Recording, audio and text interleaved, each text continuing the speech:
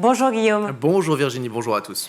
Ce 9 novembre, 8e journée nationale de lutte contre le harcèlement scolaire. Écoles, collèges et lycées vont distribuer une grille d'auto-évaluation. Elle ressemble à cela, cette grille, avec une quarantaine de questions. Par exemple, as-tu peur d'aller au collège à cause d'un ou plusieurs élèves? Est-ce qu'un ou plusieurs élèves racontent des choses fausses ou méchantes sur toi? Voilà, donc ce type de questions, adaptées bien sûr à chaque niveau. Réponse anonyme, 4 groupes de questions avant d'aller à l'école, sur internet ou sur les écrans, ou encore comment te sens-tu? Sont concernés donc tous les élèves du CE2 jusqu'au lycée.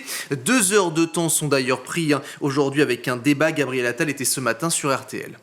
D'abord, il va permettre de libérer une parole. Il y a un sondage qui a été publié hier qui montre que dans beaucoup de cas de harcèlement, l'élève qui est harcelé n'ose pas en parler. Ça permet d'identifier des situations de harcèlement qui ne sont pas forcément identifiées aujourd'hui. Et donc de trouver des solutions. La deuxième chose, c'est que ça nous permettra à nous, au ministère, d'avoir des données au niveau national. Les chiffres qu'on commande souvent, entre 800 000 et 1 million d'élèves qui sont harcelés, ils datent de 2011. Il n'y avait pas TikTok, il n'y avait pas Snapchat à l'époque, il n'y avait pas le cyberharcèlement qui a pris une place extrêmement importante. On aura une remontée d'ici la fin du mois. Il y a des statisticiens qui vont travailler à partir d'un panel représentatif, plusieurs dizaines de milliers de questionnaires qui seront remontés au niveau national pour avoir une cartographie. Il est donc proposé cette grille jusqu'au 15 novembre. Toutefois, c'est sans obligation. Ce matin, le ministre est aussi revenu sur la formation. Dans chaque établissement scolaire, il doit y avoir au moins 5 adultes formés spécifiquement sur le harcèlement avec une vraie formation. C'est déjà le cas dans les écoles primaires, dans les collèges. Cette année-là, ça démarre au lycée. Et c'est pas que des enseignants. Parce qu'on s'est rendu compte, par exemple, que former un personnel de la cantine, c'était très utile parce qu'à la cantine, on voit beaucoup de choses. Si un élève déjeune tout seul, si un élève se fait embêter à la cantine. Le gouvernement qui travaille également sur des modules de formation en ligne pour les délégués de classe, pour les professeurs, pour repérer les situations de harcèlement. Gabriel Attal, toujours sur RTL, souhaite impliquer les parents également avec l'élaboration d'un nouveau dispositif. J'ai beaucoup de parents qui me disent mon enfant est peut-être harcelé, je vois pas forcément les signes. Comment je peux être formé, savoir quels sont les signes pour détecter ça? Donc on travaille à cette plateforme qui sera mise en place début 2024, qui permettra aussi, vous avez raison de le dire, de détecter si son enfant est potentiellement harceleur ou en tout cas participe à ce mouvement-là. Il y a plus de harceleurs que de harcelés. Et donc je pense que là aussi les familles ont une responsabilité. Alors il est bon de rappeler que selon un dernier sondage IFOP pour l'association Marion l'a main tendue, on vous en a parlé, un enfant sur 5 se dit être victime de harcèlement scolaire. Le 3018, c'est le numéro pour l'écoute des familles et des victimes. Bien sûr, c'est gratuit, anonyme et confidentiel, disponible 7 jours sur 7 de 9h à 23h. Cela fait près d'un mois que le professeur Dominique Bernard a été tué à Arras. Le ministre de l'Éducation nationale est revenu sur les hommages perturbés. Toujours sur RTL ce matin, près de 180 élèves perturbateurs exclus. Ils vont passer en conseil de discipline très prochainement.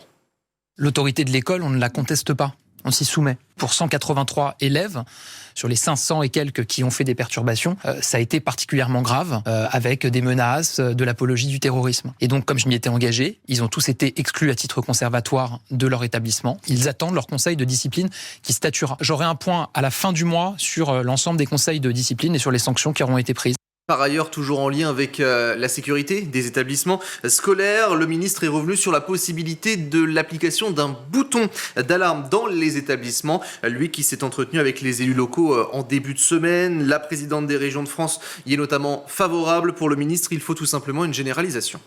3/4 des collèges et lycées disposent d'une alarme anti-intrusion. Et donc ce qu'il faut, c'est qu'on arrive à généraliser ce dispositif pour tous les établissements. Donc c'est comme ça qu'on va avancer. Même si c'est pas la compétence de l'État, évidemment, on se dérobera pas des responsabilités. On sera aux côtés des collectivités qui pourraient avoir des difficultés de financement. On a engagé depuis 2017 170 millions d'euros l'État pour sécuriser les établissements scolaires. Le ministre de l'Éducation, donc Gabriel Attal, qui était l'invité ce matin de nos confrères de RTL.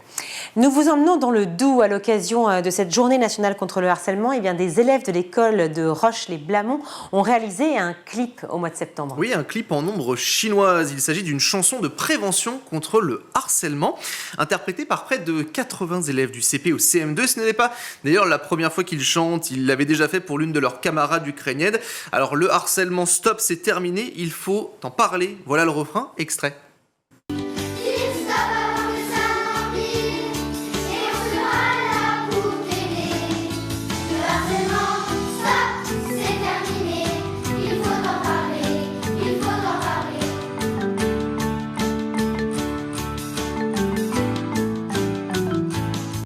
On voulait partager avec vous voilà, ce côté positif de ces enfants et de ce clip. Obligatoire depuis 2001, une dizaine d'associations ont publié un livret blanc rassemblant 46 propositions pour une application réelle de l'éducation à la sexualité dans les établissements scolaires. Oui, car d'après le Code de l'éducation nationale, les élèves des écoles, collèges et lycées doivent bénéficier d'au moins 3 séances annuelles d'éducation à la sexualité, y compris sur la sensibilisation aux violences sexistes et sexuelles. Mais dans la pratique, le compte n'y est pas selon un collectif composé notamment du planning familial, de SIDAction ou encore de l'association féministe En Avant Toutes. Alors parmi les mesures préconisées figure la mise en place d'un poste de référent académique chargé de cette question ou encore la rédaction d'un manuel commun dédié. Selon un sondage IFOP, il faut le rappeler, publié en mars dernier, 7% des 15-24 ans interrogés déclaraient n'avoir jamais bénéficié de ce cours de scolarité donc sur la sexualité. Enfin, pas d'école pour les enfants du Pas-de-Calais. Le département qui est placé en vigilance rouge depuis 14 heures suite à des pluies, inondations et à des crues. Le ministre Gérald Darmanin a demandé d'ailleurs au préfet du Pas-de-Calais de fermer dans 200 communes du département les établissements scolaires, les crèches ou encore les écoles. Il a précisé que ces derniers devraient rester au moins jusqu'à lundi. Un nouveau point sera fait. La liste complète est à retrouver bien sûr sur le site de la préfecture.